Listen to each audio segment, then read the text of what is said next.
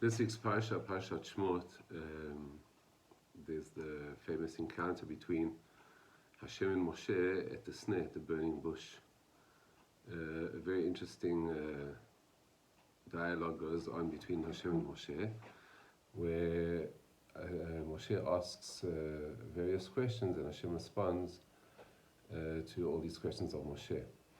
In one of the responses of Hashem to Moshe, Hashem gives Moshe instructions as to how to approach the whole mission of taking the Jewish people out of Mitzrayim, to go to Paro and what to say, and then to go to Bnei Israel and what to say to Bnei Israel.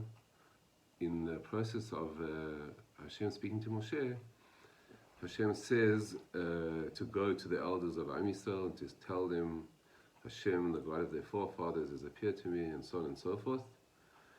And tell them that I'm going to come and take them out of Mitzrayim. And Hashem says to Moshe, "V'shamu l'kolecha uvata ata v'ziknei Yisrael l'melech Mitzrayim ve'amartem elav Hashem Elokei yivim nika eleinu," etc., etc. In other words, Hashem says to Moshe that when you say this, when you say what you have to say, "V'shamu l'kolecha," they'll listen to your voice.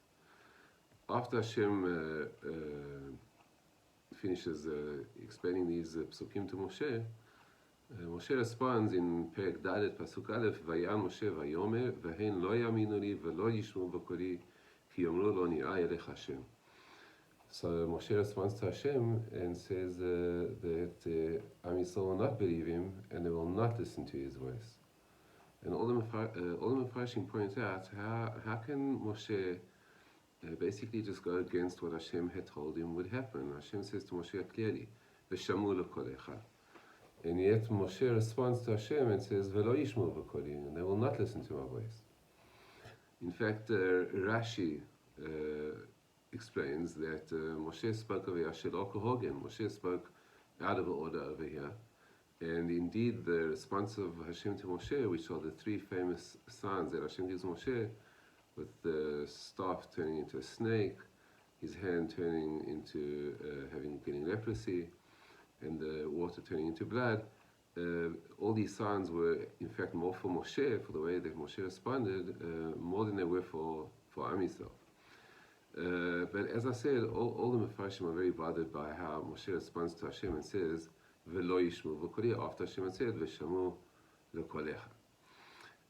Interesting comment on this makes the Ramban, who has a very interesting reading on how to read these psukim, and seems that it has also an implication onto how to read psukim sometimes in general in the Tanakh.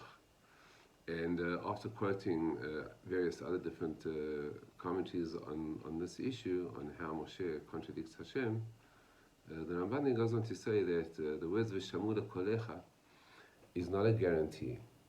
It's not that Hashem is saying, "Go and do this," and then they will definitely listen to you. But what Hashem is saying is that they should listen to you. In other words, once you do this, they should listen to you. Is it sure that they're going to listen to you? No, it's not sure that they're going to listen to you, because obviously it depends whether the people respond positively or not. And therefore, it's not a guarantee. Hashem is not making a guarantee. He's just saying what should happen, what's probable to happen. And what's interesting is the Ramban brings quite a few proofs for this take on the pasuk. For example, he says, in one of the times when Am Yisrael sinned and Moshe davens to Hashem to forgive them, so Moshe says that if you don't forgive them, then the nations of the world will say, or the Mitzrim will say, certain things about Hashem. Again, explains the Ramban, it's not that Moshe is saying this is what will happen. It means that this is what probably will happen based on this situation. Another interesting proof that the Ramban brings is exactly from the psukim that follow Moshe's response to Hashem when he says, "V'lo yishmu b'koli." Because after that Hashem gives Moshe three signs, and after each sign Hashem says to Moshe, "I'm giving you the sign in order for the people to believe you, to listen to you." And then immediately in the next pasuk Hashem says, "But if they don't believe you, so then I'll give you another sign, in order for them to believe you." Ve'yaminu. Hashem says the word ve'yaminu, and then immediately afterwards Hashem says, and if they don't listen to the first two signs, I'm going to give you another sign, in order for them to believe.